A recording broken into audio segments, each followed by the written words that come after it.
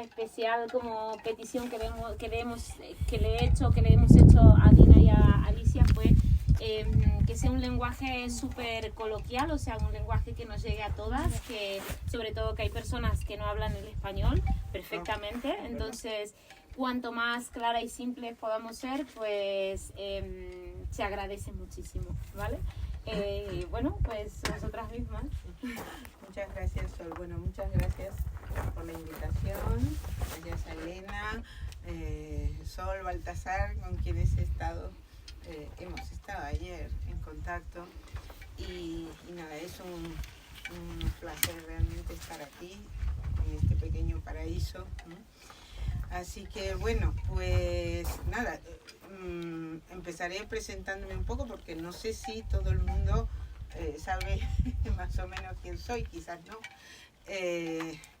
Empezaré contando brevísimamente que soy filósofa, que soy catedrática de Filosofía Moral y Política de la Universidad de Valladolid y que cuando tenía que decidir qué carrera hacer, cuando tenía, yo qué sé, 17 años,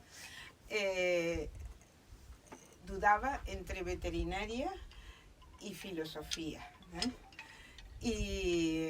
Y decidí hacer filosofía, entre otras cosas, porque fui a una entrevista en la Facultad de Veterinaria y me dijo el profesor que entrevistaba a los candidatos, a los que querían entrar, que si yo estaba preparada para la experimentación con animales vivos, ¿no? Y entonces me lo pensé y dije, mejor filosofía. Total. Entonces, pero como los caminos siempre, ¿no?, vuelven de alguna forma, a finales del siglo pasado empecé a interesarme por el ecofeminismo, ¿no? Y venía yo de una larga trayectoria en dos líneas de investigación. Una era la filosofía francesa, aquí hay franceses, ¿no?, y belgas, del siglo XVIII, y la otra línea era el feminismo, ¿no? Pero me empezó a interesar esa corriente llamada ecofeminismo, que es tan poco conocida, ¿no? Entonces, bueno, desde hace bastante tiempo estoy trabajando esa línea y tengo, bueno, muchos artículos sobre el tema y dos libros, uno de 2011, que es Ecofeminismo para otro mundo posible, y el otro de 2019, que es Claves ecofeministas.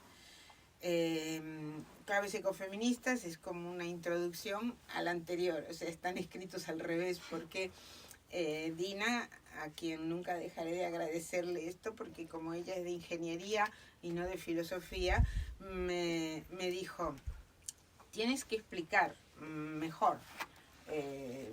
Bueno, y entonces Claves ecofeministas es un libro introductorio censurado por Dina en todos los capítulos, en que me decía, esto no se entiende, y así. Y entonces, claro. Es que los filósofos son muy raros, ¿eh? Escribí una cosa muy rara. Bueno, entonces, bueno, esa es la pequeña introducción que quería hacer. Entonces, ¿qué es el ecofeminismo, no?, que era la pregunta que tenía que responder hoy.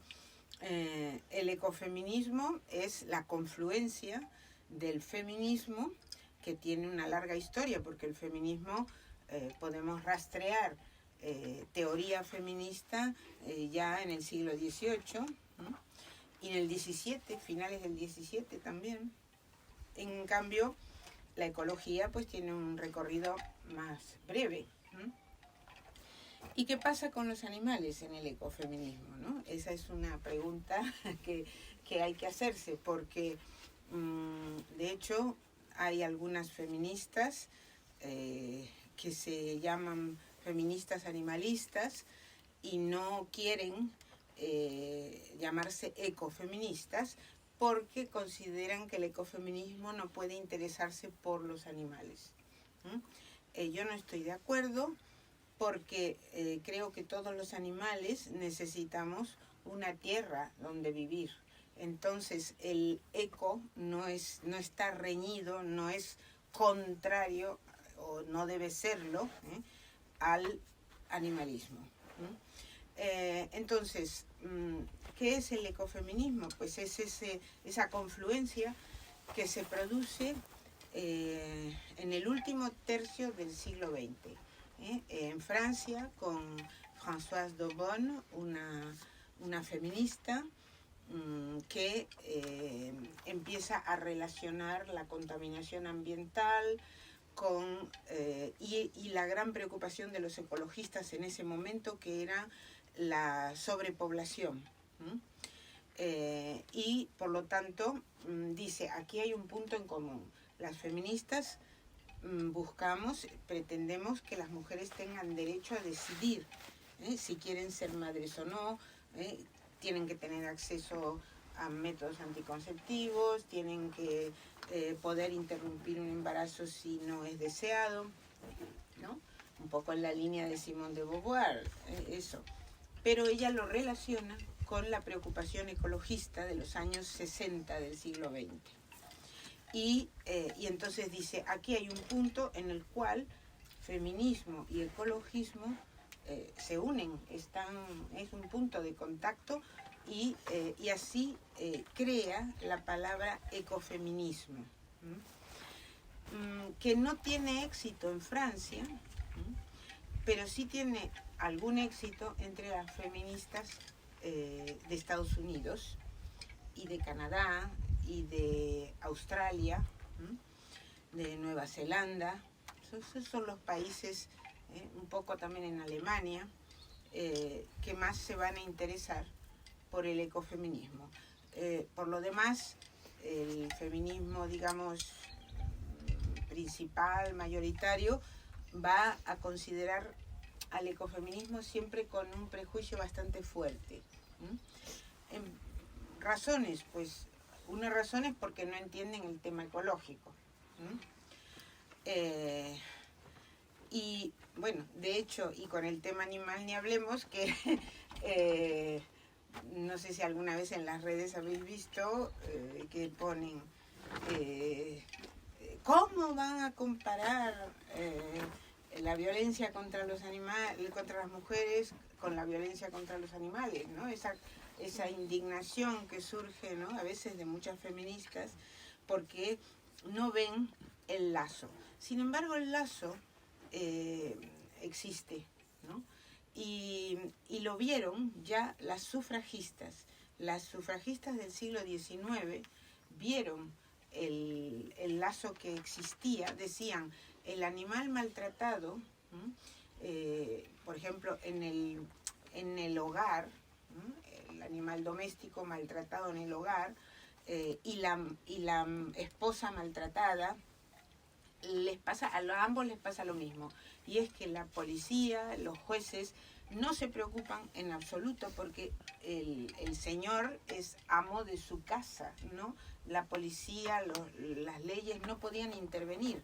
Esto de intervenir por la violencia que llamamos de género es nuevo y es de este siglo, o de finales del siglo XX, pero en el siglo XIX no cabía la idea de que había que intervenir frente a esa violencia. Y otro punto de contacto que vieron fue la vivisección.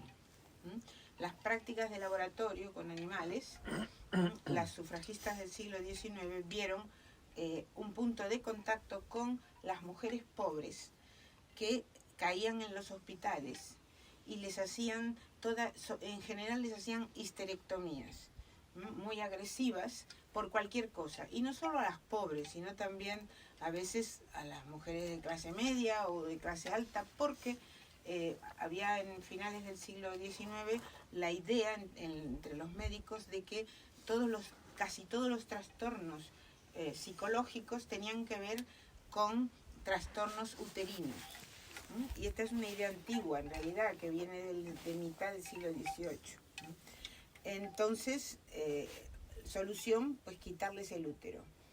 Y entonces las sufragistas veían en esas operaciones que sufrían las mujeres una similitud con la vivisección que se practicaba. Bueno, y tienen escritos, y es toda una parte del feminismo, de la historia del feminismo, muy poco estudiada, muy poco, porque no interesa, vamos, porque se olvidó, ¿eh?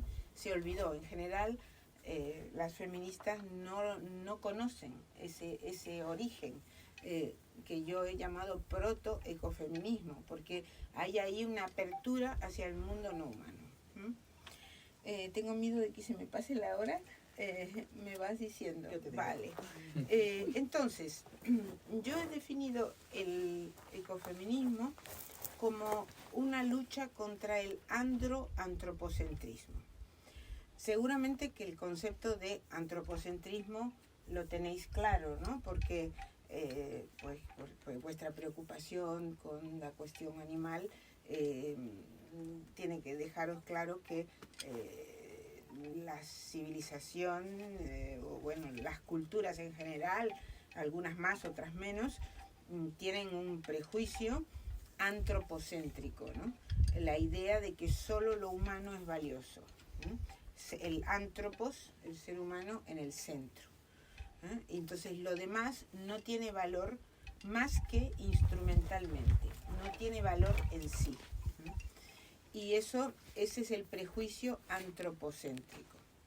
Pero el ecofeminismo nos permite ver que el prejuicio antropocéntrico está vinculado con el prejuicio androcéntrico.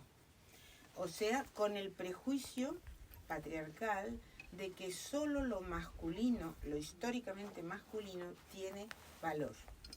De que el hombre y todo lo que ha hecho, lo que históricamente, los roles que históricamente ha tenido, el cazador, el guerrero, ¿no? Todo eso que ha definido históricamente a la masculinidad, es la medida del valor, ¿no? Como lo único que realmente tiene valor. Y las demás virtudes, o sea, la valentía, una gran virtud, pero las demás virtudes, por ejemplo, la compasión, esa no es apreciada en la misma medida. Por eso, ¿y por qué? Porque está feminizada. Lo que está feminizado, nos ha enseñado el feminismo, que lo que está feminizado es devaluado. O sea, lo que se considera femenino se considera que tiene menos valor. Y podríamos buscar cantidad de ejemplos. Yo misma yo recuerdo hace años estar en una protectora de animales en que éramos todas mujeres, pero a la hora de buscar un portavoz o un presidente o algo así para que hablara con las autoridades locales, se elegía un varón porque le daba más peso a las demandas. Y ese es un ejemplo del rango patriarcal, del rango que tiene lo masculino. Podemos elegir 100.000 ejemplos, pero busco este porque tiene que ver con vuestras actividades, ¿no? Entonces, antropocentrismo es esa visión del mundo en la que solo importa el ser humano, y el ser humano es definido a través de virtudes que son históricamente masculinas. Entonces, claro, el problema viene de la siguiente manera, ¿no? ¿Cuál es el objetivo del feminismo? Y ahí también Dina va a hablar un poco, ¿no?, sobre eso. El objetivo del feminismo es el reconocimiento, ¿no es cierto?, de los derechos, de la igualdad de las mujeres, que es lo que podemos llamar la crítica al sexismo.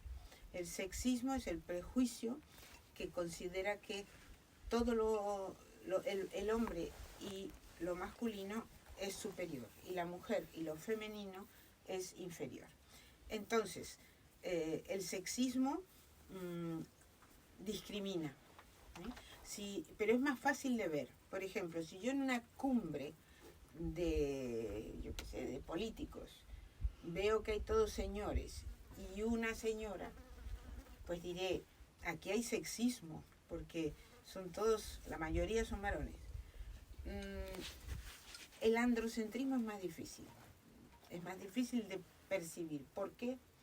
Pues porque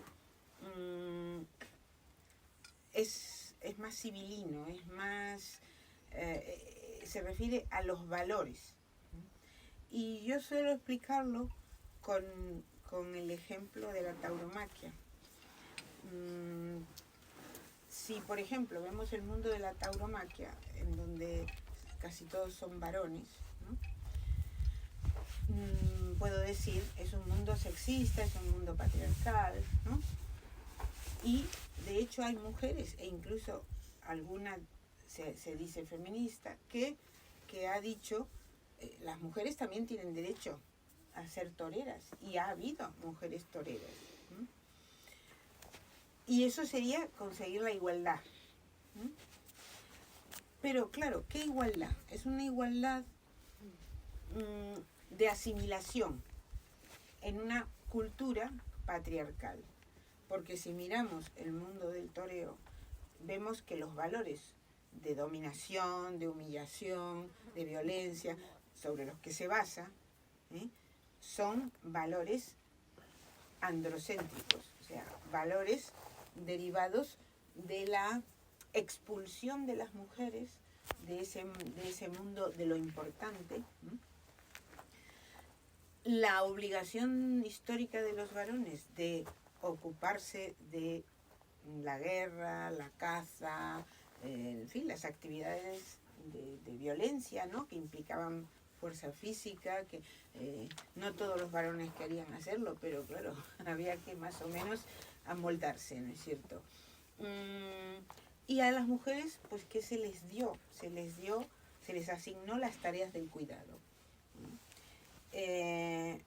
Podemos discutir también si hay algún componente, yo qué sé, filogenético, etcétera, que evidentemente no lo podemos dejar de lado, pero culturalmente es clarísimo, ¿no?, que si una mujer quería intervenir en ese mundo de los varones, pues era mal recibida, y si un varón quería intervenir en el mundo femenino, pues tampoco era muy bien recibido, ¿no? O era muy criticado por los pares, ¿no? Porque hay una definición de ser varón, que es ser varón es ser importante. Para ser importante hay que hacer cosas importantes, pero las cosas importantes ya están definidas previamente, con variaciones, porque si vamos a lo largo de la historia, la definición de qué es un varón importante pues va cambiando, ¿no? Hoy en día quizás lo importante es tener dinero, no es ser un caballero medieval, claro, es que todo va cambiando, ¿no? Bueno, algunos. Algunos todavía. Claro, pero esa obligación de ser importante del varón es lo que construye la masculinidad o la virilidad patriarcal. Y a las mujeres se les ha motivado, se les ha impulsado a desarrollar sentimientos empáticos que son funcionales con respecto a las labores del cuidado, porque si no tienes empatía, pues mal vas a cuidar, ¿no? Entonces, pues bueno, pues las mujeres tienen una especie de cultura femenina, con excepciones, que hay mujeres que no la tienen en absoluto, por supuesto. Estoy hablando desde una perspectiva un poco sociológica, ¿no? De grandes números, ¿no? De estadística. Entonces, pero todo eso femenino ha sido desvalorizado. El ecofeminismo, por lo menos el ecofeminismo de la igualdad, tal como lo veo yo, tiene por un lado que reclamar los derechos y la igualdad, pero por otro lado transformar la cultura, porque esa cultura no es el modelo al cual tenemos o queremos adaptarnos, ¿no? Sino que es una sociedad y una cultura patriarcales en donde el valor del dominio todavía sigue siendo para muchos muy, pero muy importante. Bueno, yo, ¿qué tengo? ¿Cuánto tengo? 10 minutos. 10 Tiene minutitos. 15 minutos. Uy. Bueno, entonces, decía que había dos tipos o dos grandes grupos de ecofeminismos. Los ecofeminismos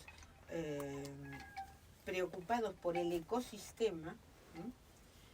Y que entonces no miran al animal como individuo, sino que lo miran como miembro de una especie, ¿no? Y es un tipo de ecofeminismo bastante, bueno, un poco posmoderno, interesado por las culturas indígenas, idealizándolas bastante también. Por ejemplo, estoy pensando en Karen Warren, una ecofeminista que planteaba que, bueno, que la caza relacional era un modelo. La caza relacional era la que practican todavía hoy los indígenas de América del Norte, que supuestamente establece el cazador un vínculo con el animal que va a cazar. Y entonces ella cuenta en uno de sus libros de ecofeminismo que, bueno, que el cazador va lanzando sus flechas primero a las patas para que no pueda caminar, entonces se empieza a arrastrar y luego entonces va y le dice: hermano, perdóname, te tomo la vida.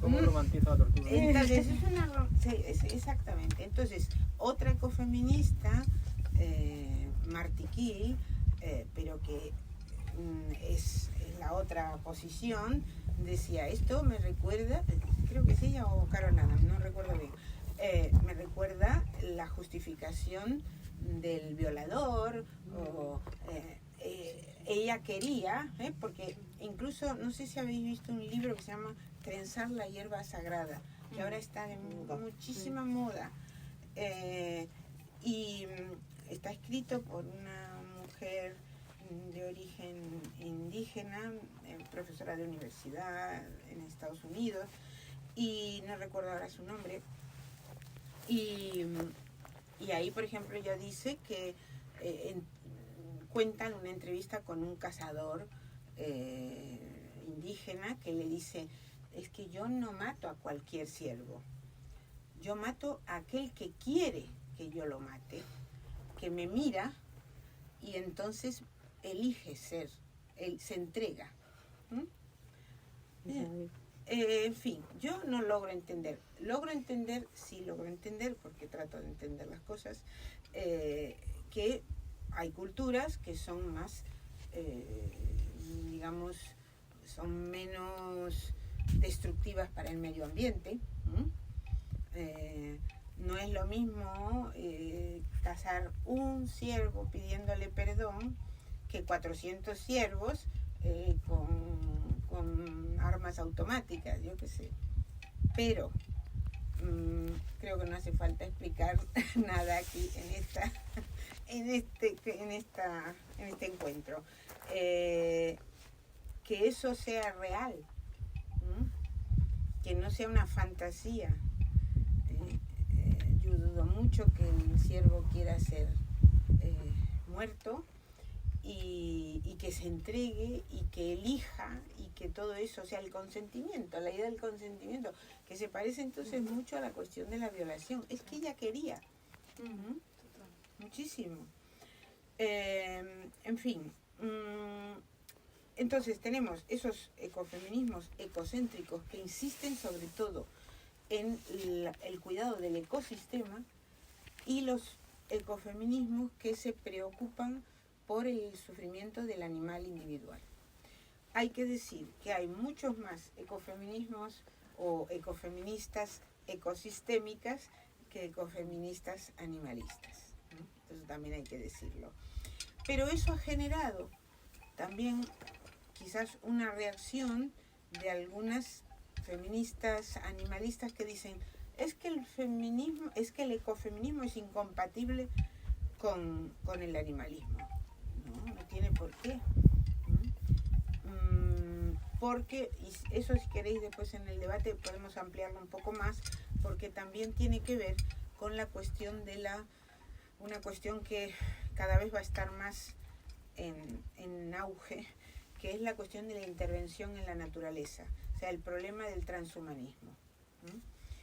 En Claves Ecofeministas, publicado en 2019, yo todavía tenía una visión ligeramente, bueno, como, no sé, como comprensiva con el transhumanismo, pero del 2019 a esta parte se ha publicado bastante de transhumanismo y veo que realmente es un peligro muy fuerte y que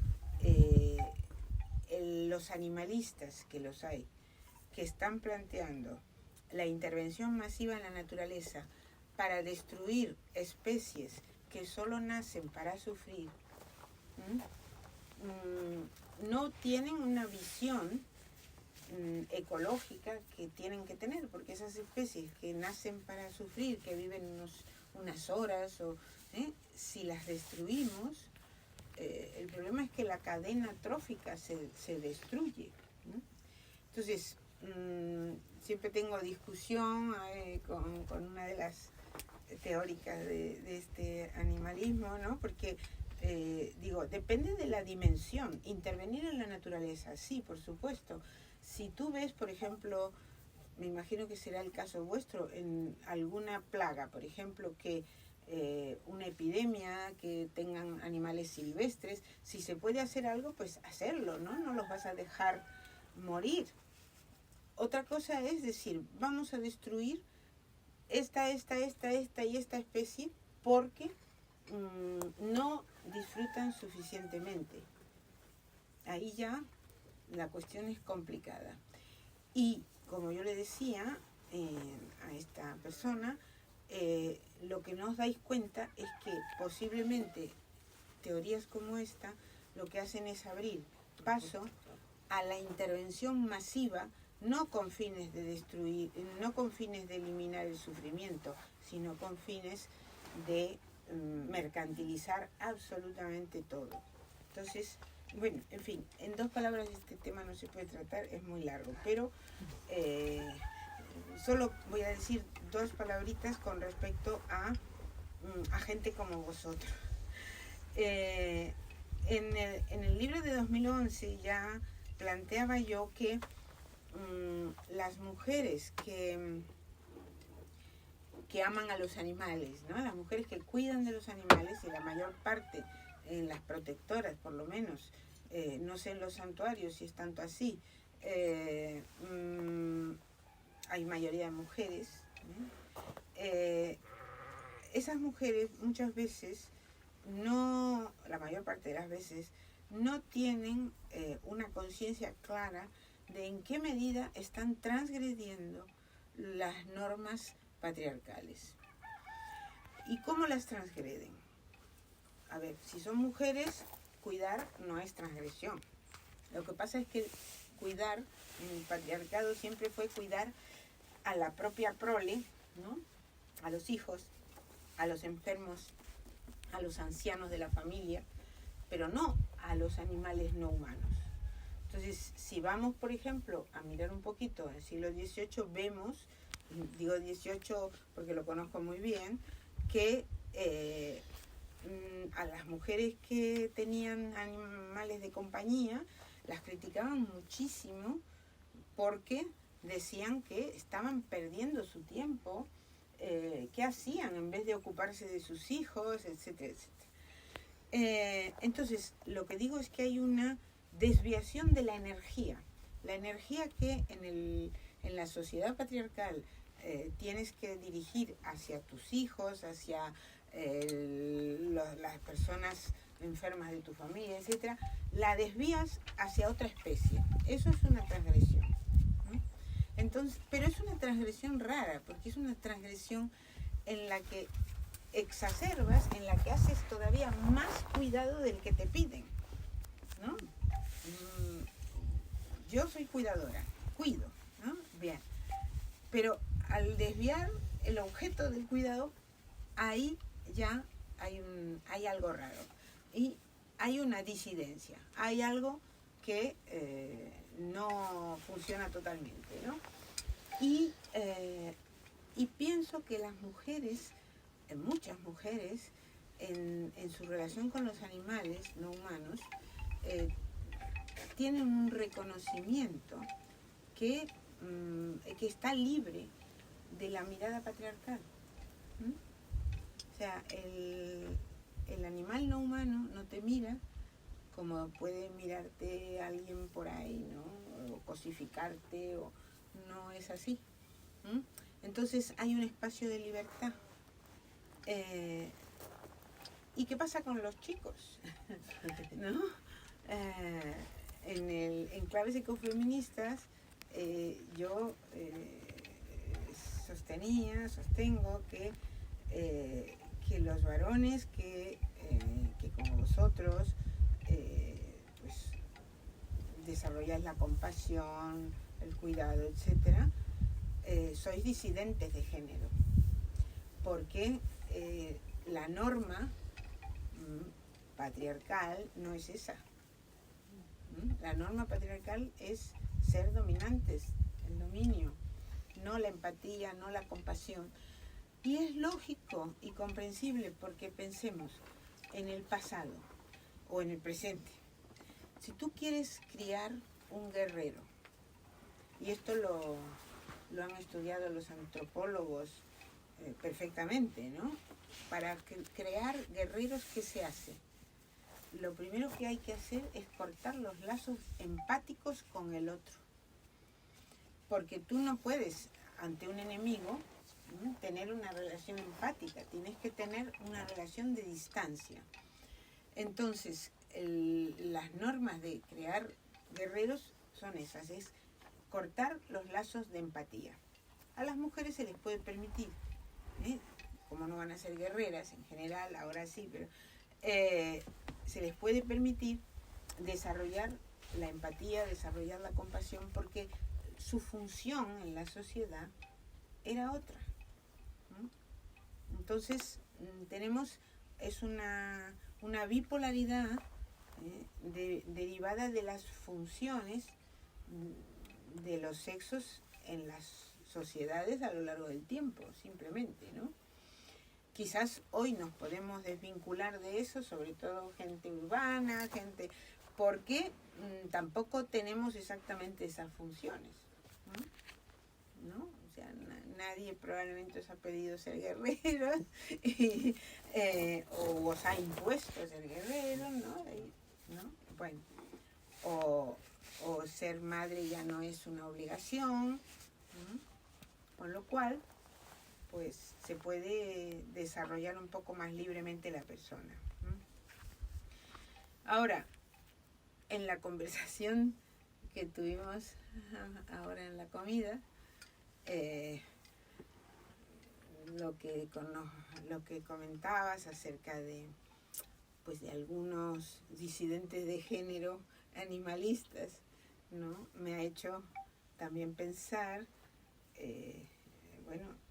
que habría que pensar un poco la cuestión de la disidencia de género a través del animalismo, ¿no? No siempre es así, no sé. Bueno, eso es algo que lo dejo, no sé si queréis, en el debate. Y nada, y luego, ya para cerrar y terminar, elegí dos metáforas para cada uno de una metáfora para cada uno de esos libros. La metáfora de claves ecofeministas es el jardín huerto. Un jardín huerto tomado del jardín huerto de Epicuro, que era una escuela de filosofía en la que filosofaban caminando por un huerto. Y un huerto en el que plantaban las verduras que comían, y era una escuela de filosofía que permitía que entraran las mujeres, cosa que en la antigüedad no se permitía en las escuelas de filosofía griegas, y los esclavos, y todos en nivel de igualdad. Entonces, el jardín de Epicuro. Entonces, un jardín huerto, como son los huertos urbanos, por ejemplo, en donde se practique la amistad, en donde para la felicidad no provenga del consumismo, sino que provenga del desarrollo de la amistad, del desarrollo de la empatía, etc. Y algo que no tenía el jardín de Epicuro, que era la relación con los animales no humanos. Y en el primero, en Ecofeminismo para otro mundo posible, la metáfora era el mito de Ariadna, Teseo y el Minotauro. No sé si lo recordáis, el mito es un mito griego que cuenta que una reina se enamora de un toro blanco y tiene un hijo con él,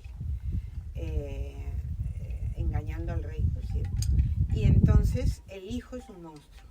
El hijo es mitad hombre y mitad toro. Y entonces lo encierran en un laberinto. Y él solo come carne humana.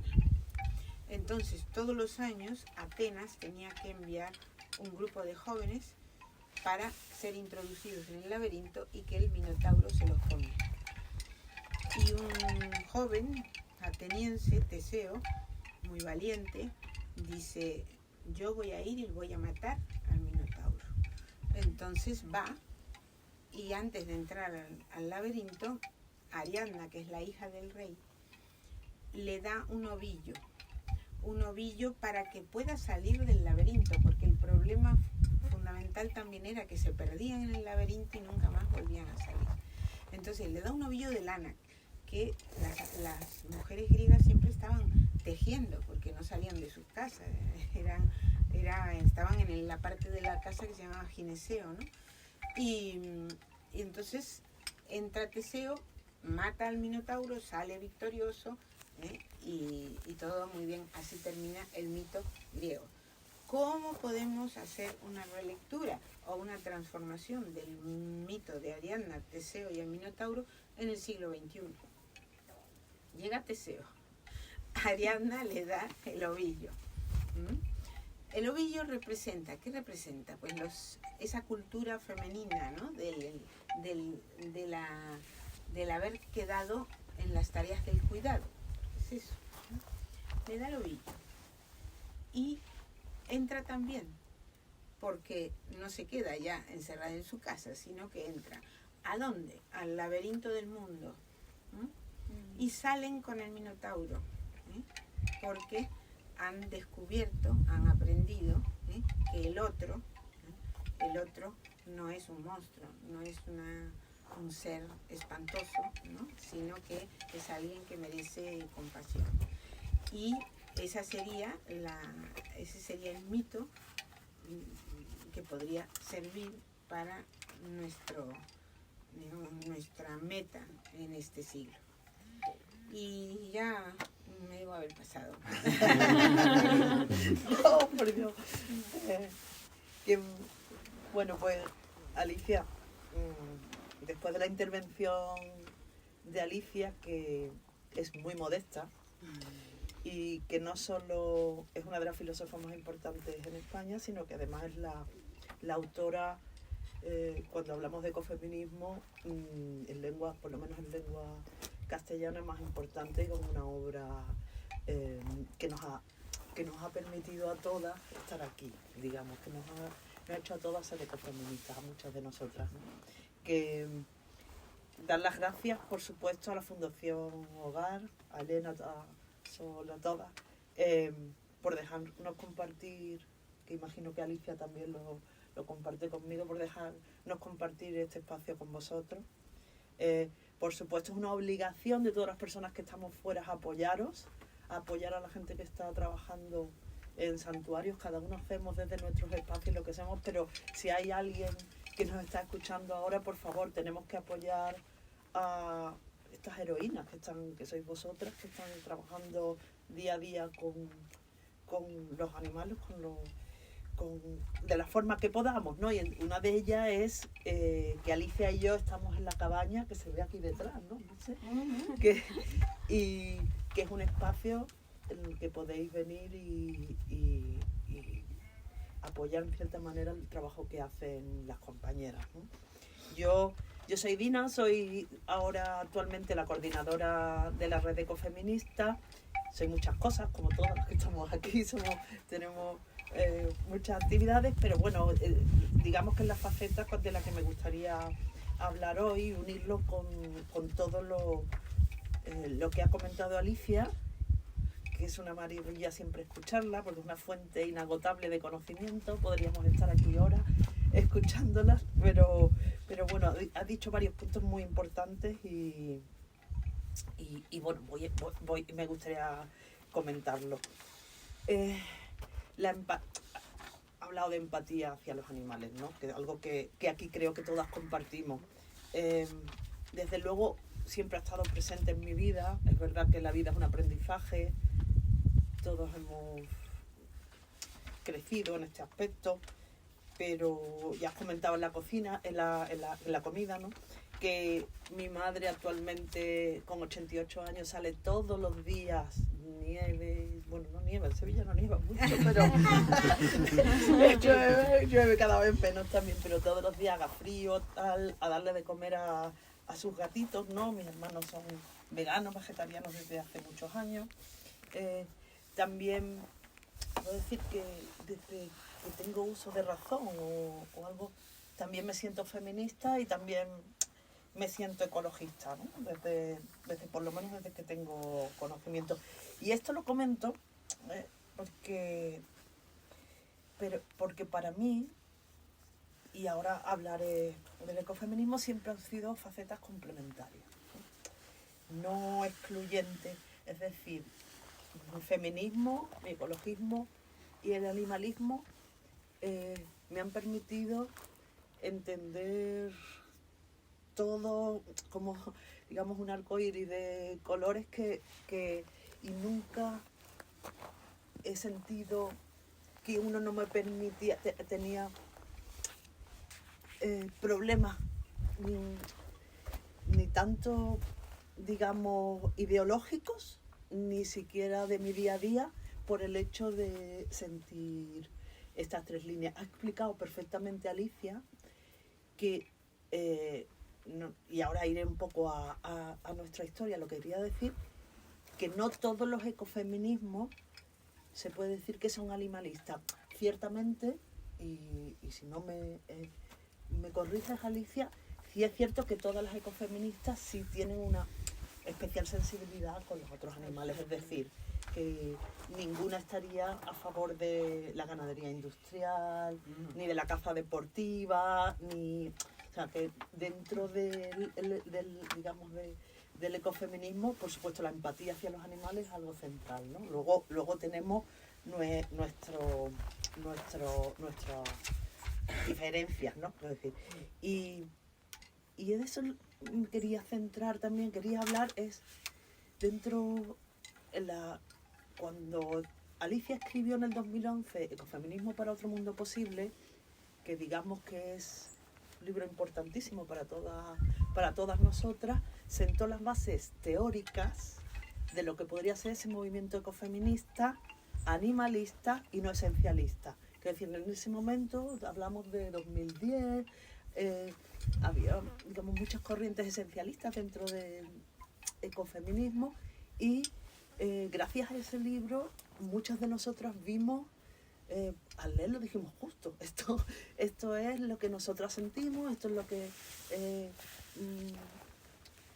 estamos a favor de todo esto lo que decimos y consideramos que esto es lo que nos define tanto como feministas como ecologistas, ¿no? Incluso como animalistas. Entonces creamos una red en el 2011 porque creímos necesario. Algunas compañeras venían de la política, que es un espacio muy duro también, de de diferentes movimientos ecologistas, del feminismo, y se dio como una necesidad de todas nosotras de encontrar un espacio común donde debatir, donde generar ideas, hablar entre nosotras, un espacio seguro y siempre, vuelvo a repetir, con unas bases teóricas muy claras y muy definidas. Que en eso nunca le podremos dar las gracias a Alicia, que seguramente sin ese libro, sin sus ideas, sin su pensamiento, no estaríamos muchas de nosotras aquí. Pues en este, y yo creo que es interesante analizar, son 13 años más o menos, 13, 14, todo lo que nos ha pasado y cómo nos vamos, digamos, el proceso que ha sufrido tanto el ecofeminismo como el animalismo y como el ecologismo. Ya os dije que venían mujeres, por ejemplo, muy feministas, que ya empezaban a interesarse por temas ecológicos y animalistas, pero que el 90% de su esencia era feminista, con grandes conocimientos, quiero decir, con las bases teóricas del feminismo, pero con necesidad de ir aprendiendo. Pues en estos años hemos visto cómo esas mujeres han ido aprendiendo, y si inicialmente comían carne, no tenían especial sensibilidad hacia los animales o algo, cómo han ido aprendiendo, ¿no? Igual podemos decir de mujeres que venían del mundo ecologista, cómo al estar al lado de tantas mujeres feministas y eso, han ido asimismo aprendiendo de ellas. Hemos ido todas aprendiendo de todas nosotras, ¿no? Y claro, en este proceso también la sociedad ha cambiado, todo lo que teníamos alrededor ha cambiado. 2010, las feministas nos reuníamos el 8 de marzo y ¿cuántas éramos en una manifestación, ¿no?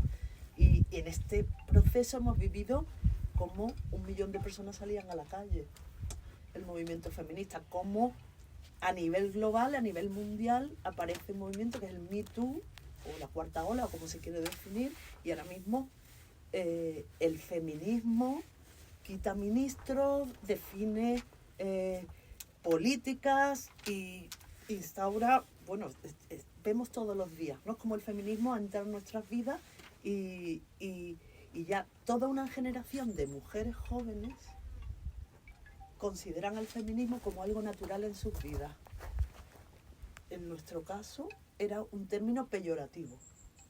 Podría llegar incluso a ser, no entre nosotras, pero si se utilizaba, dice, esto es que es una feminista.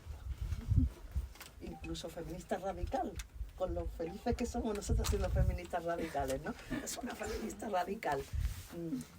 Ha habido un proceso de cambio increíble en el mundo, es decir, eso tenemos que mirar para atrás y entender que no todos los cambios siempre son negativos, ¿no? Hablábamos luego de backlash o de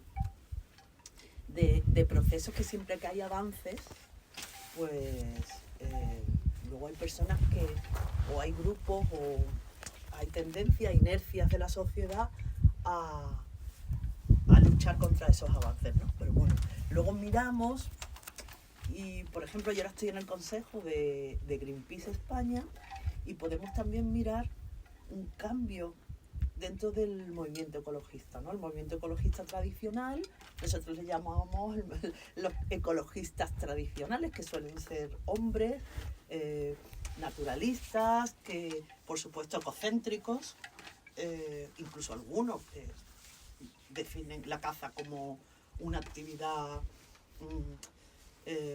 posible, que no es negativa, y como dentro de las organizaciones, de las grandes organizaciones ecologistas, por ejemplo, de España, vimos como, por ejemplo, debido a la gran manifestación del 2018-2019, sacaron un día antes de la manifestación del 8 de marzo, sacaron las 5 grandes organizaciones ecologistas de España un manifiesto definiéndose como ecofeministas y apoyando el feminismo. Eso, si miramos atrás, hubiese sido absolutamente impensable que determinados varones vieran una relación entre la ecología y el feminismo. Bueno, es que eso era impensable cuando ahora, dentro de las organizaciones, se ve como normal que sean directoras las mujeres que, por ejemplo, en España la mayoría son directoras de las grandes organizaciones. O que no haya dentro de, digamos, los consejos al menos un 50% o una cuota de mujeres. Eso ahora mismo sería impensable. Cuando hace X tiempo eso no era así. Igualmente, ahora mismo, hablando de veganismo, cualquier comida, en todos estos espacios ecologistas, ya la comida cuando hacemos una comida siempre es vegana. Eso tampoco era así hace unos años. Y dentro de los grupos ecologistas hay muchos grupos de animalistas que quieren cambiar las cosas y no quieren, y quieren que se hable de empatía, que no se hable de recursos, que no se hable solo de espacios naturales, que se hable con otro lenguaje también y con otra visión, y una visión empática, la que compartimos todas las personas que estamos aquí, pero que no ha sido la visión tradicional dentro de la ecología. Y luego nos vamos al movimiento feminista, ¿no? Alicia ya también ha comentado, dentro del movimiento feminista el ecofeminismo ha sido para nosotras, desde luego, yo nunca lo he podido entender, pero muy mal interpretado. O sea, también hay que entenderlo, ¿no? Pero ha habido mucha pensando que todas las ecofeministas éramos esencialistas, ¿no? Cuando eso no es así. Entonces, lo mismo que hablaba antes de Alicia, que no todas las ecofeministas son ecocéntricas, que hay variedad y sensibilidades diferentes dentro de todos los movimientos, ¿no?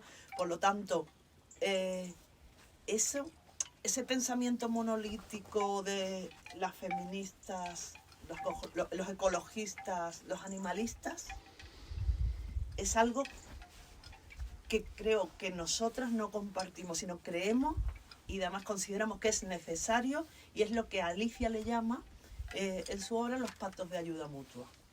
¿Por qué pactos de ayuda mutua? Porque no significa fusión de movimientos. Es decir, un animalista, su prioridad tiene que ser en defender a los animales, no se le está pidiendo. Lo mismo que para una feminista es defender, acabar con el sexismo. Ese es el objetivo del feminismo. No, cuando se dice, que lo hemos hablado muchas veces, ¿no? No se puede ser feminista sin ser antiespecista. Pues sí se puede ser feminista sin ser antiespecista. Por supuesto que lo puede ser. Pero lo que nos dice ahora las tendencias es que las nuevas generaciones cada vez van entendiendo la relación que hay entre todos los movimientos de una forma diferente a lo que lo entendíamos las mismas generaciones anteriores, ya digo, de forma monolítica, y que actualmente la situación tanto de los animales como con el cambio climático, la situación de urgencia en que nos encontramos, desde luego es necesario que entre todos nosotros, entre todas nosotras, busquemos puentes entre los movimientos emancipatorios. No podemos, y bueno, cuando hablo de animalismo, ecologismo y feminismo, podría hablar también del movimientos pacifistas, movimientos antirracistas, de todos los movimientos emancipatorios.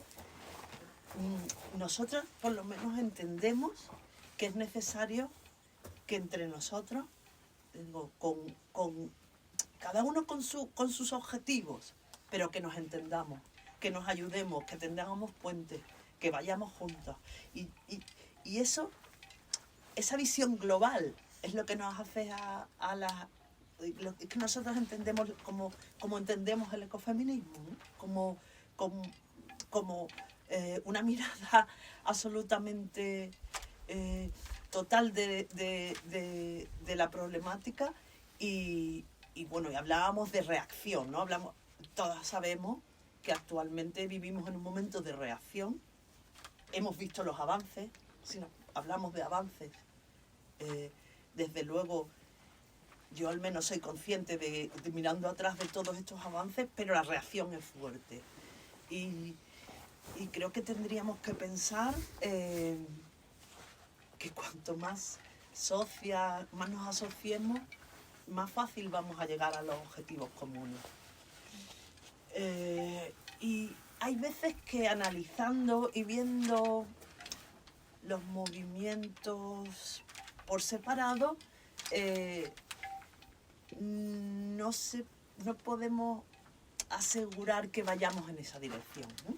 Por lo tanto, sí es cierto que las ecofeministas consideramos que tenemos un punto o digamos una misión o un reto muy importante, que es la de tender puentes entre todos estos movimientos.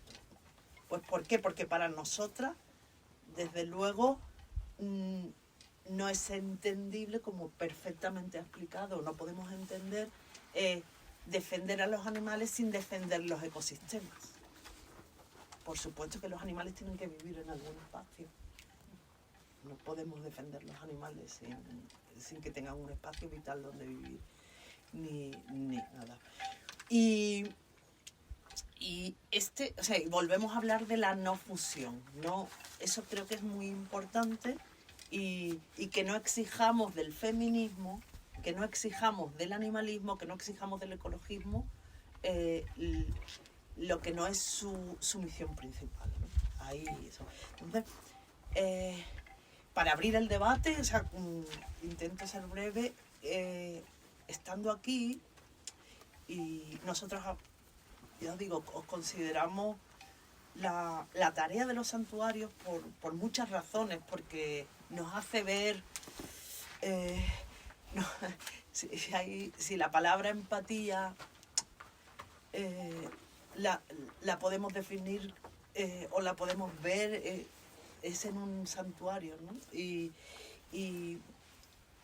es tan necesario actualmente, y escuchándoos a vosotros, ¿no? Con las problemáticas de legislación, de ayuda, o sea, hay tanto por hacer en materia, y más en nuestro país. Estamos hablando actualmente de España, pero esto es ampliable en muchas partes del globo, ¿no? Hay tanto que hacer en la legislación por los derechos de los animales, y especialmente de los santuarios, que tendríamos que tener una hoja de ruta y pensar cómo ir dando pasos adelante, ¿no? Esos pasos que hemos visto que se han dado en el feminismo, que no han sido de un día a otro. O sea, pero hay que tener, yo creo que hay que tener la mente clara y pensar a dónde queremos llegar. Y desde luego, como ecofeminista, sí estoy segura, y yo creo que mis compañeras también, y Alicia lo ahora comentarnos, que es necesario esos pactos de ayuda mutua. Debe ser algo central, y no pensar en las diferencias con nuestras compañeras, sino en lo que nos une, y tener muy claro dónde queremos llegar, ¿no? Porque son tiempos, como decimos, todos los tiempos deben ser difíciles, ¿no? Los del siglo XVIII seguro que también lo pensamos. Claro. Pero es cierto que las urgencias de la crisis climática, de la crisis ambiental actual, eso no lo tenían los del siglo. Del 18. Exactamente. Por lo tanto, yo quiero cerrar agradeciendo la labor, volviendo a lanzar el mensaje que las personas que no estamos directamente en un refugio os tenemos que apoyar. Como hay muchas formas, todos lo sabemos, quien pueda económicamente, quien pueda por las redes, quien pueda apoyar, pero es necesario crear comunidad, y desde luego el ecofeminismo está con todas vosotras, vamos, y no sabes la de veces que nosotras pensamos en los santuarios, nos planteamos vuestra labor, aprendemos de todo, de vosotras y nada, yo quería terminar agradeciendo lo que hacéis día a día, minuto a minuto, con los, digamos, los más olvidados de todos, que son los animales. Y ya con esto, pues, si queréis, podemos abrir el debate. ¿Quién lo lleva? Bueno, yo empiezo. Voy a hacer algo que me hacías tú. A ver, no has explicado esencialismo. Lo voy a explicar. Yo quería saber lo que era. Ya me has cogido, Alicia. Sí, muy bien, muy bien. Nada, los ecofeminismos esencialistas son algunas de las formas primeras de, no exactamente de François Dobon, sino posteriores, pero iniciales de ecofeminismo, en las que se consideraba que solo las mujeres tenían la capacidad de sentir esa empatía. Y por lo tanto, claro, ese tipo de ecofeminismo recibió muchas críticas desde el feminismo, porque se dijo, bueno, le estáis poniendo otra labor más, otra carga más a personas que por su sexo ya tienen una serie de dificultades, ¿no? Entonces, bueno, luego surgieron formas constructivistas de ecofeminismo en las que se pone el acento más en la construcción de una cultura y no tanto en la gente que la crea, ¿no? Que la desarrolla. Entonces, no cae todo. Por ejemplo, yo planteo un ecofeminismo no esencialista. ¿Qué significa? Pues que no se considera que solo las mujeres vayan a hacer determinadas tareas que nos puedan permitir salvar, ¿no?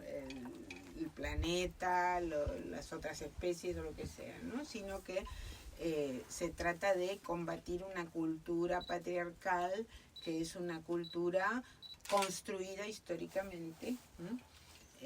Y que es muy negativa y que en estos momentos, además de ser negativa para otros, es suicida para la propia especie, ¿no?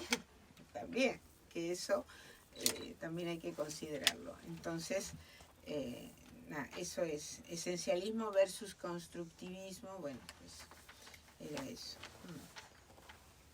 Yo os quería comentar una cosa, para que lo expliquéis mejor, que seguro que yo esto no lo sé explicar bien. Cuando yo conocí el feminismo, yo ya era mayor, pero estaba sumergida con los animales y no sabía mucho lo que ocurría afuera, ¿no?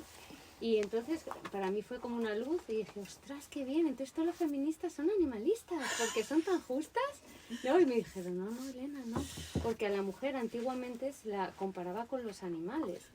Y esa animalidad que no era tan bien vista por la sociedad, como el no raciocinio, el ser salvaje, y toda esa imagen, muchas feministas es como se la han quitado ya de encima, y entonces ahora cuando se las compara y se las dice que realmente son animales, pues se echan las manos a la cabeza y dice, si admitimos eso, retrocedemos en los derechos que hemos adquirido otra vez.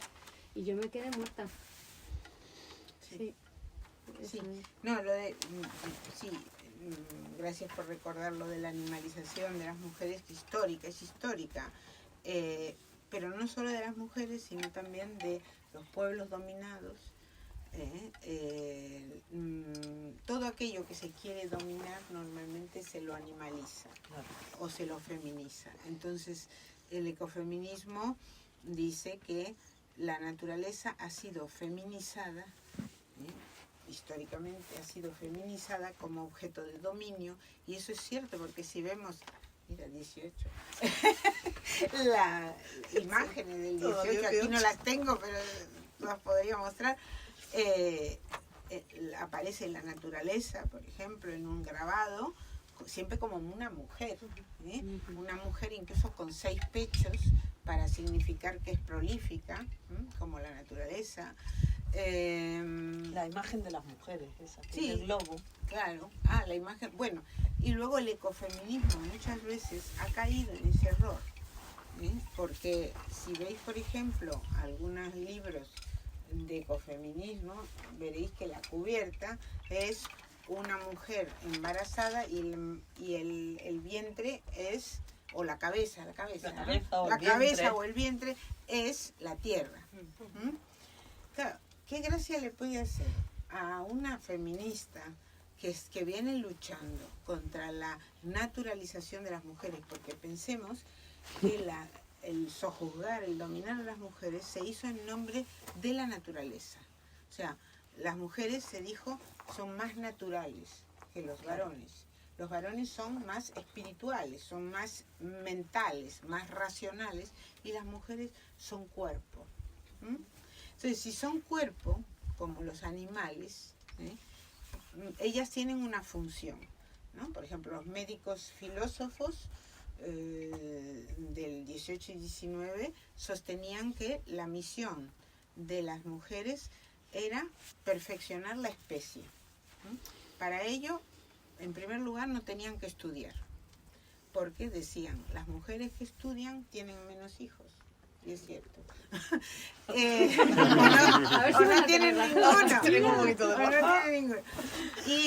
Y luego decían, la función de los varones es perfeccionar la civilización. Entonces había dos funciones. Muy cierto. Muy cierto. Bueno, pero estábamos en plena idea de progreso a través de las ciencias, a través de las técnicas, a través de la educación. Entonces había que ir hacia adelante, ¿no? Pero las mujeres, en cambio, tenían que reducirse a ser naturaleza. Y claro, entonces, un ecofeminismo que se presenta con una imagen de, en vez de, hay una, ¿cómo era? Espérate, hay una cubierta en que, creo que es de Bandana Shiva, en que, y María Mir, en que es una madre que tiene un niño y en vez de cabeza, o es un árbol. O sea, si son mujeres árboles o mujeres globos terráqueos, o sea, siempre se niega la individualidad. Y el feminismo ha sido una lucha por conquistar el ser reconocidas como individuos, con capacidad para decidir sobre tu propia vida. Entonces, feminismo y ecofeminismo, el ecofeminismo esencialista, ahí se llevan mal. Se llevan mal porque vienen de lugares muy distintos y tienen razón las feministas cuando dicen, pero esto, a ver, ¿qué es? Tanto enfatizar el cuidado. El cuidado es la tarea que siempre se nos puso a las mujeres. Solución, a mi juicio, revaloricemos el cuidado para todos, no solo para las mujeres. Es que es eso, es revalorizar el cuidado. La propia Simone de Beauvoir se volvió loca, ¿no? Bueno, Simone de Beauvoir, que Françoise Daubonne era amiga de Simone de Beauvoir. Cuando Françoise Daubonne le fue con la historia del ecofeminismo que había creado y que había que revalorizar las tareas del cuidado, le contestó, las tareas del cuidado, las virtudes del cuidado son las virtudes del esclavo. O sea, no entendía en absoluto entendía. También hay que decir que Simone de Beauvoir era una persona que no tenía ninguna empatía en general, con los animales, cero. Ya viene. El embajador de la cabaña. Sí, Es es Malta y Racing. Al revés. En fin, entendemos lo que podemos, ¿no es cierto? O sea, a veces hay experiencias que nos permiten entender ciertas cosas. O sea, por ejemplo, vosotros podéis explicar vuestra labor a miles de personas que no os van a entender nunca porque no hay un terreno predispuesto, ¿no? Entonces tú puedes hacer el discurso más bonito del mundo, y más racional o más poético, lo que sea, que no te van a entender porque no hay un terreno predispuesto. Entonces es como arrojar semillas. Si la arrojas en el cemento no crece. Si lo arrojas por casualidad en un terreno que ya estaba predispuesto, va a crecer. Y es así, ¿no? Pero, en fin. En cierta manera, cuando estabas hablando antes, hace Alicia, tú lo sabes, hace 15 años, el ecofeminismo era una rama o una línea dentro del feminismo, digamos, minoritaria absolutamente. Absolutamente. En cambio, en los últimos años, o sea, vosotros mismos lo habéis visto, que la palabra feminismo se escucha muchísimo más. O sea, luego aparecen, por supuesto, en todos los movimientos otros problemas, es quitarle... O sea, nosotras intentamos que lo que es ecofeminismo se entienda bien como ecofeminismo, que no haya que no esté descafeinado el término, ¿no? Que cualquier cosa no sea ecofeminismo. Por ejemplo, explica perfectamente la diferencia Alicia en su libro Claves Ecofeministas entre lo que podría ser ecofeminismo y feminismo ambiental, ¿no? Sí. Claro, porque yo siempre digo, el ecofeminismo es una filosofía y es una praxis. Entonces, feminismo ambiental, en cambio, es algo más light, porque hay feminismo ambiental. En España no hay mucho, pero bueno. Eso es otro debate. Es otro debate. Pero ha habido campañas de feminismo ambiental internacionales, por ejemplo, que ponen el acento, y está muy bien, en cuidar el medio ambiente, porque las mujeres son junto con niñas y niños, son una de las principales perjudicadas por la contaminación. Porque la contaminación, ya sabéis, que tiene el problema de los xenoestrógenos, que son sustancias que el cuerpo femenino recibe como si fueran estrógenos. Y es lo que generan los cánceres ginecológicos. Entonces, ahí hay un aspecto, o alergias, o todo tipo de cosas. Las mujeres son más sensibles a la contaminación ambiental. Entonces, un feminismo ambiental, por ejemplo, es decir, cuidemos el medio ambiente porque si no nos enfermamos. Pero siempre antropocéntricamente, Claro. o sea, ¿no? Nada más. O sea, no ensuciemos nuestra casa tierra porque nos afecta. Claro. Pero eso yo lo considero un feminismo ambiental. Está muy bien, es un primer paso, pero no es esa profundización que implica una redefinición del ser humano, en donde el ser humano ya se piensa, baja del pedestal, se piensa como un animal, piensa al otro animal con empatía, porque hay que tener cuidado también con esto de pensarse como animales y olvidarse de los animales, que eso ha pasado y pasa todavía, ¿no? La filosofía materialista en general, ¿no? Ya desde el 17, no, ya desde el 17, en filosofía ya sabéis que hay dos grandes corrientes, idealismo y materialismo, ¿no? Entonces el materialismo es la filosofía que considera que la materia es lo que constituye todo y que las operaciones de la mente son operaciones de la materia, de las neuronas, etc. Bueno, yo soy materialista, por ejemplo. Pero ser materialista no significa de ninguna manera ser empático con los animales. Hay materialistas que no son nada empáticos con los animales, porque simplemente consideran que todo es materia y que, por lo tanto, bueno, somos materia. ¿Eso no te hace igual al animal si los dos sois materia, no? Bueno, te hace igual, pero tú eres más listo y más poderoso. Y entonces puedes dominar. Eso también te puede hacer machista. Bueno, claro, porque es la idea del dominio. Claro, exacto. Bueno, Hobbes, el filósofo, en un pasaje dice que los pueblos salvajes y los animales y las mujeres tienen menos poder. Y bueno, y por eso los podemos dominar. No entran dentro del contrato social, de la reciprocidad.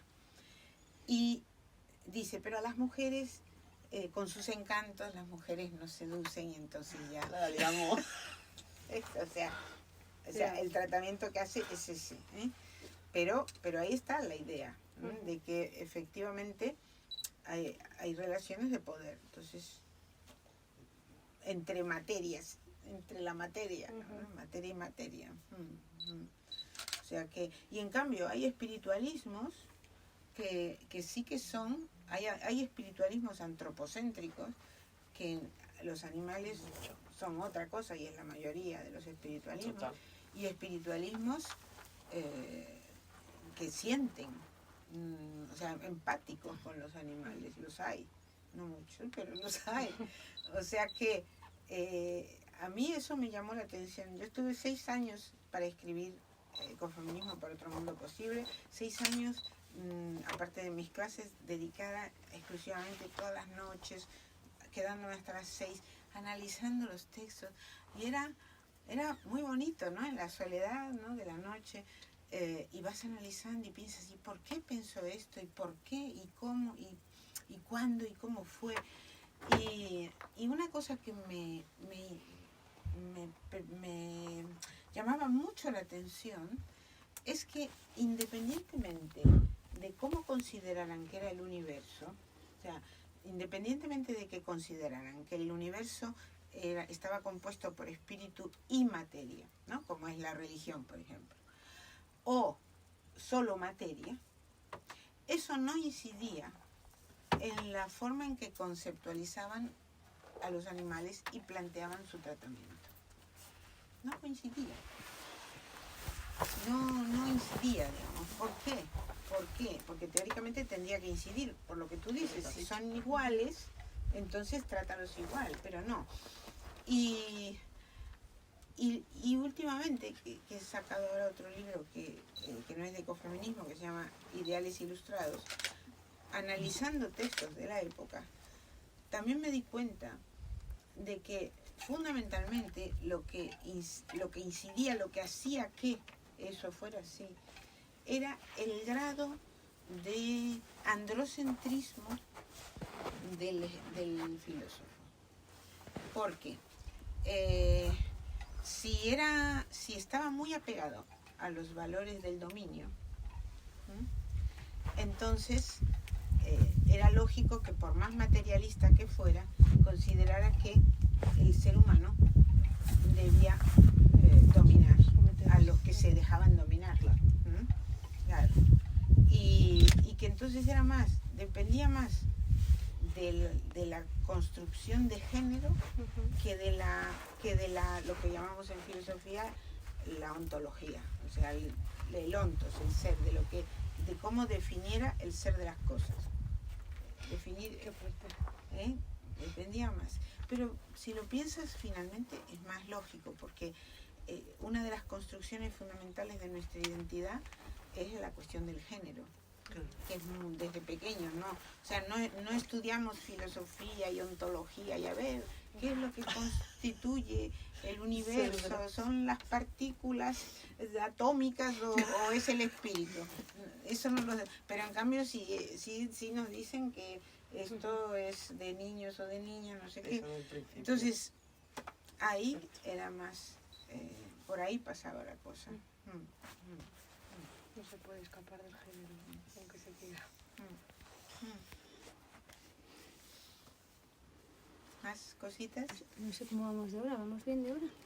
Unos 6 minutos. 6 minutos solo. A las 4:30. Yo te quería preguntar una cosa, estuve oyendo ayer un podcast.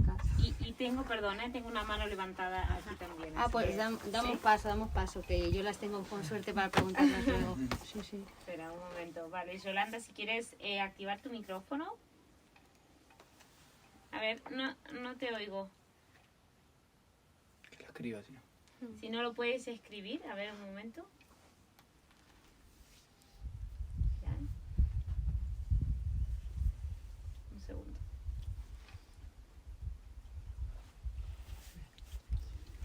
Bueno. ¿Tú puedes abrir tu micrófono, Yolanda, o ya lo tienes abierto? ¿Lo tienes abierto? No, porque no se oye.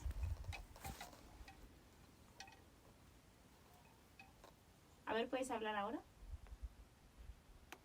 No. Vale, Si lo escribe, si lo mientras lo quieres escribe, escribir, exacto. mientras lo escribe, os comento una cosa. El libro Claves Ecofeministas, yo le hice una actualización el año pasado. Y entonces, si cogéis la edición de 2019, veréis que en algunas imágenes hay QRs. Esos QRs remiten a música, a pequeños fragmentos musicales hechos por un ecocrítico precisamente para el libro, porque la ilustradora, que es ecofeminista, Verónica Perales, quería que fuera un libro como multimedia, ¿no? Entonces también hay textos leídos y cosas así, pero en el primer QR, el que está en la cubierta, en el lado posterior de la cubierta, o sea, abriendo así, hay una lechuza y debajo hay un QR en donde podéis leer el resumen de la actualización del libro.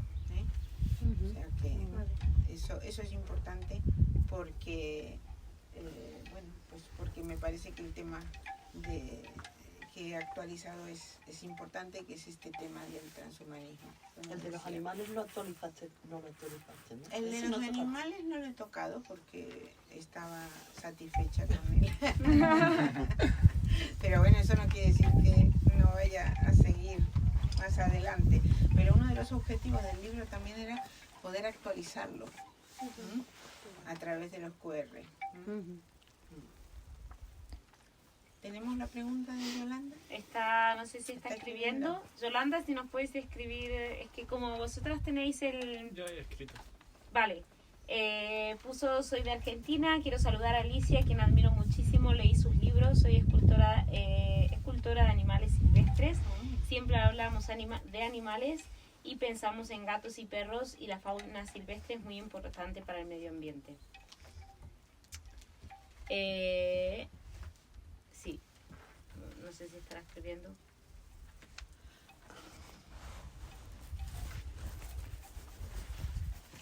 Si no, tu pregunta.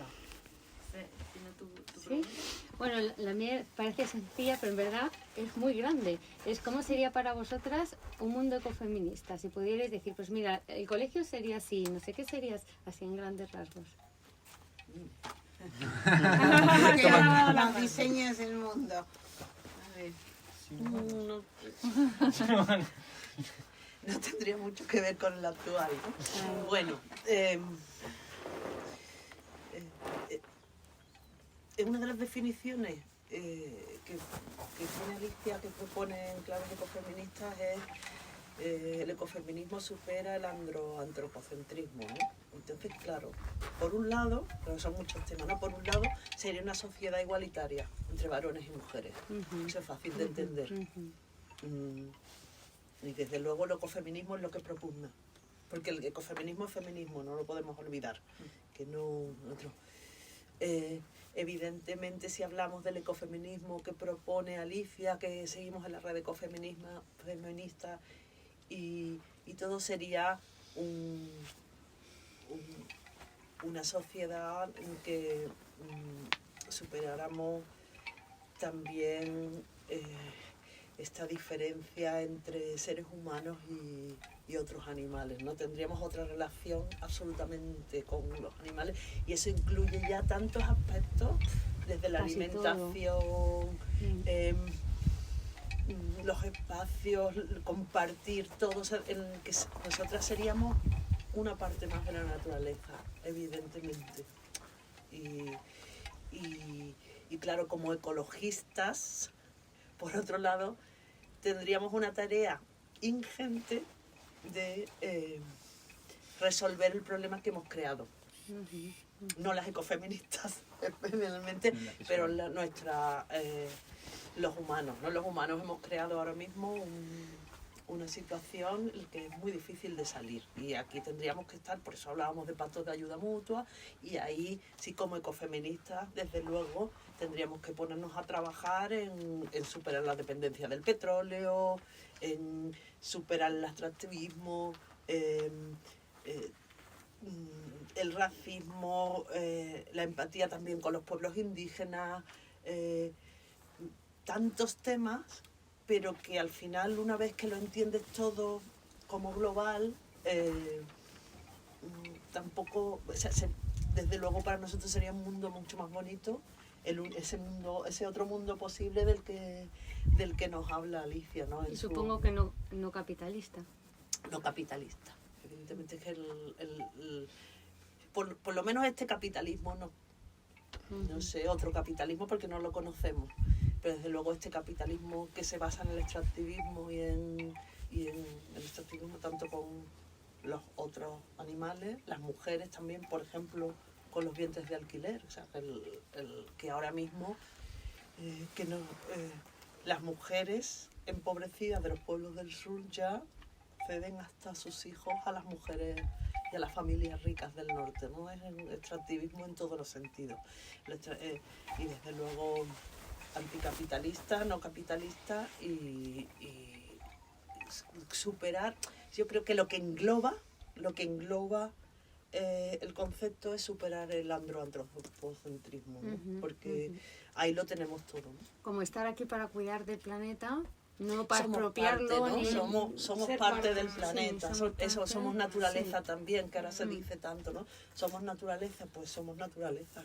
Claro, somos naturaleza y somos animales. Pero es que lo somos, Claro. parece como tenemos que ser parte, no, es que Claro. lo somos, otra cosa es que no somos conscientes o actuemos en consecuencia. O que se nos pero- ha olvidado, ¿no? Exacto, pero es que A ver, de todas maneras hay un problema en el asunto de somos animales. No, te lo digo, una cosa que yo me pregunto, ¿no? Porque hay dos maneras de pensar que somos animales. Una, somos animales, perdemos entonces la dignidad esa dignidad de derechos humanos, todas las historias en torno al ser humano que se han hecho, ¿no? La dignidad, los valores, los derechos, no sé qué. Y entonces el ser humano baja al nivel del animal no humano actual. Con lo cual se puede hacer muchas cosas con el ser humano. Tratarlo como se trata hoy a los animales no humanos. Y la otra posibilidad elevar a los animales. es elevar a Claro. animales no humanos, claro, Claro. que es la buena.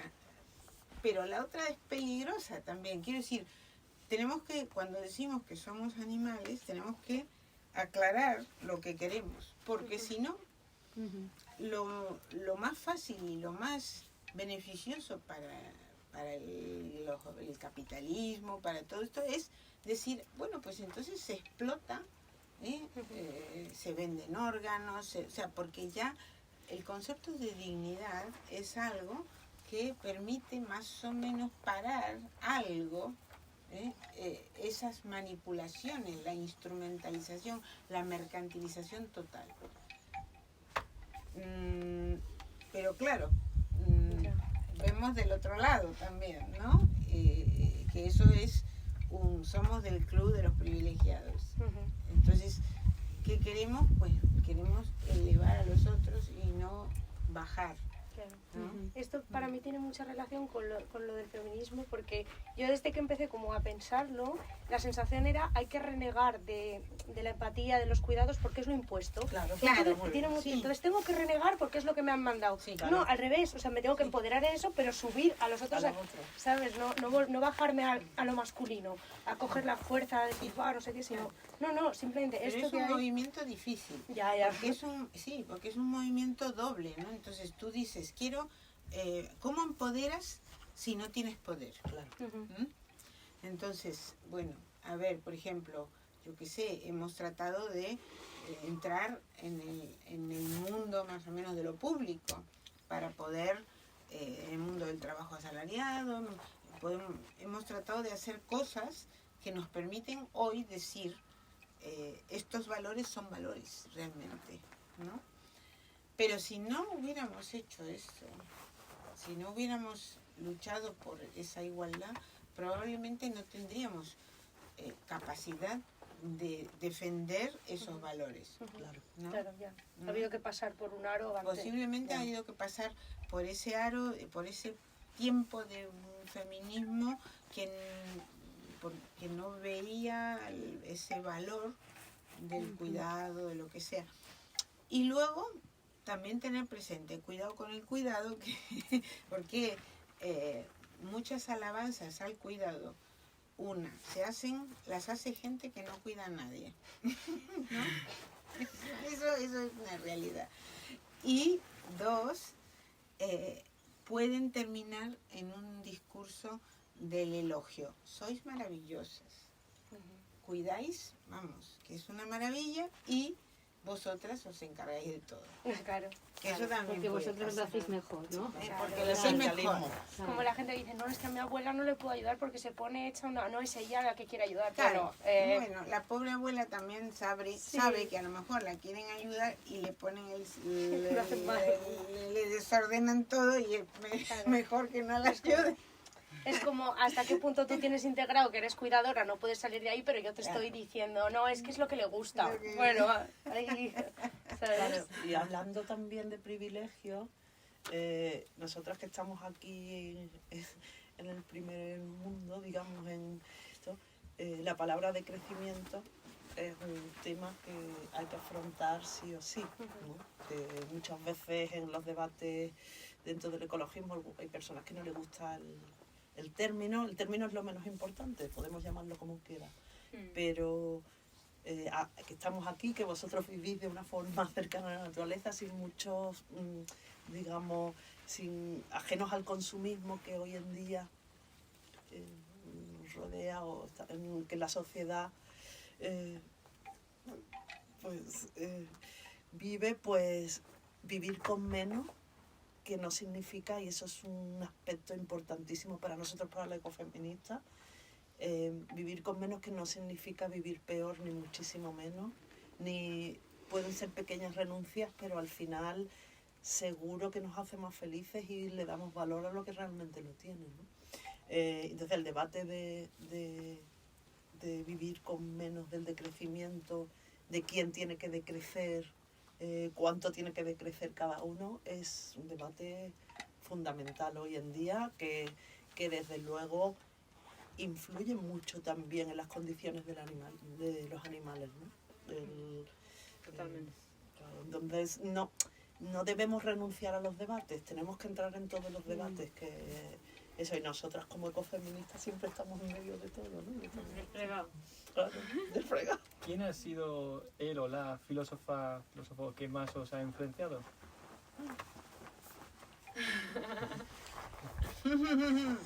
A ver, Empiezo yo, que es más fácil. Para mí, por supuesto, Alicia. Lo Y tengo luego facilísimo. tengo una pregunta más de Yolanda y duda. ya podemos cerrar. A ver, para mí, quizás que me regalaran el segundo sexo de Simone de Beauvoir a los 18 años. Y eso me influenció mucho porque me permitió ver que la filosofía podía hablar de la vida, no de cosas, ¿no? Sino porque, sí, por eso. Luego, por supuesto, me fui distanciando de partes de su filosofía que no me iban, ¿no?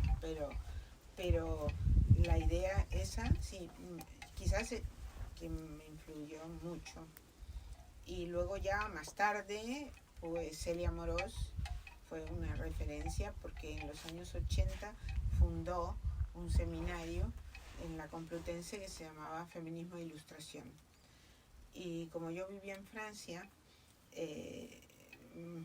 yo me encargué de microfilmar toda una serie de documentos, de manuscritos, etcétera, para hacer una historia del feminismo, ¿no? En el seminario ese. Y empecé y participé en el seminario, entonces eso fue, claro, todo un aprendizaje, ¿no? Así que esas son las dos, pero son dos filósofas feministas, sí. Y luego, bueno, en filósofos, Erasmo, desde luego, en mi niñez.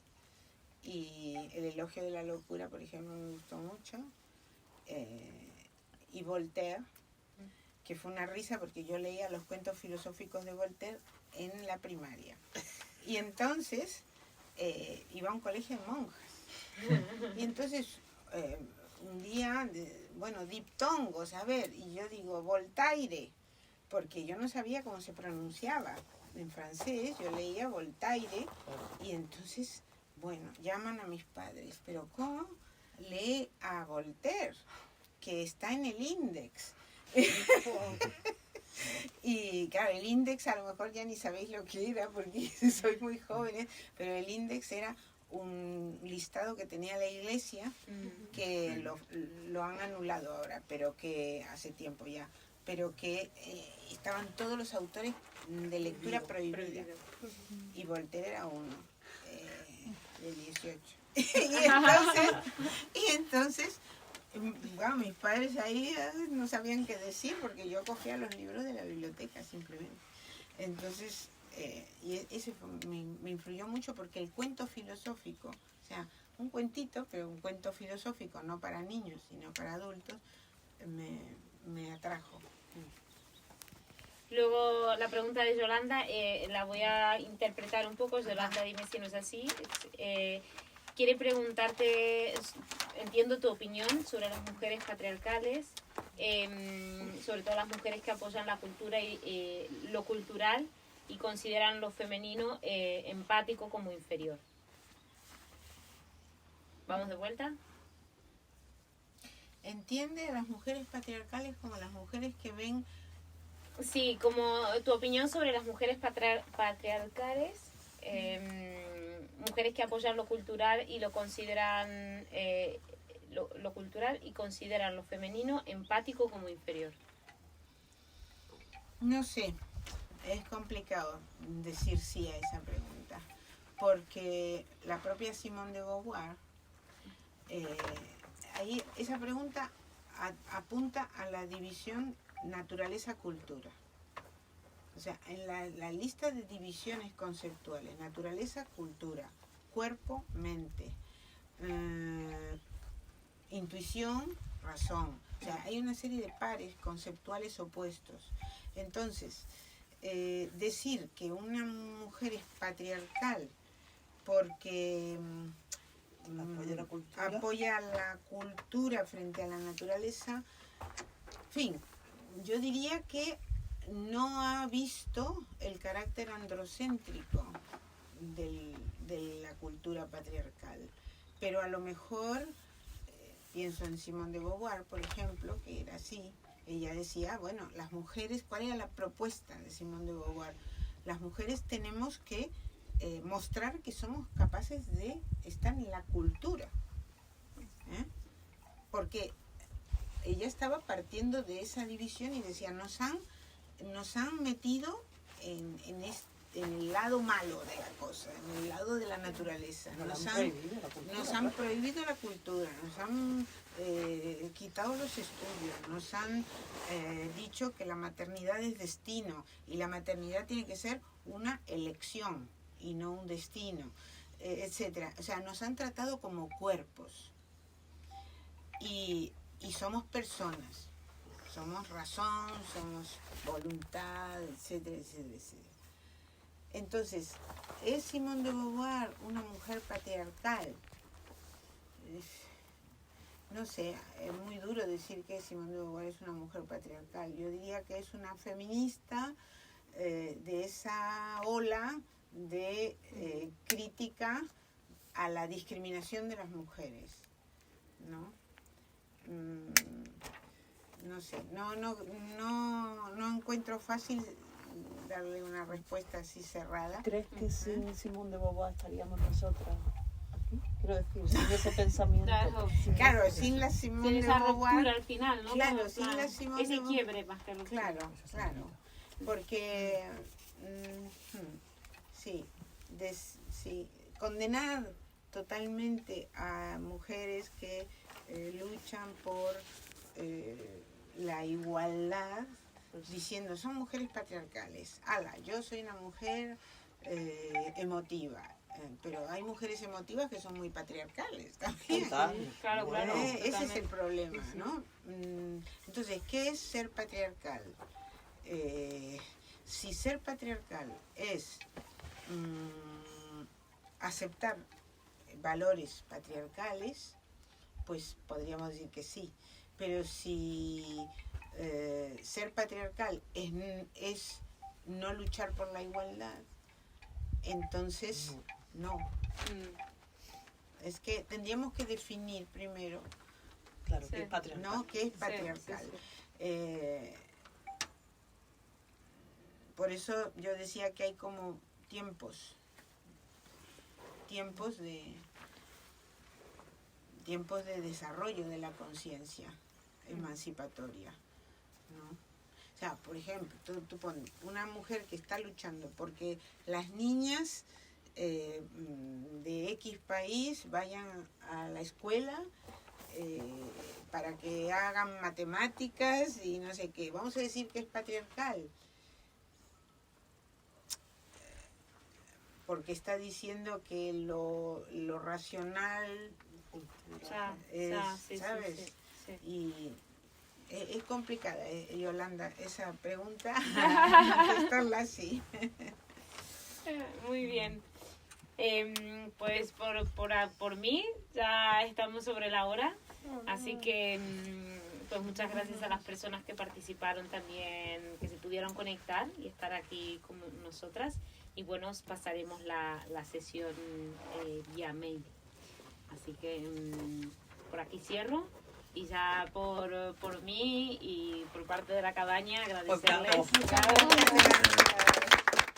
agradecerles el tiempo, el esfuerzo, hemos llegado hasta aquí también, que sé que venís desde lejos, y pues que se lo disfruten y ahora sí a descansar y ya nos metemos más caña. Nada, no, si queréis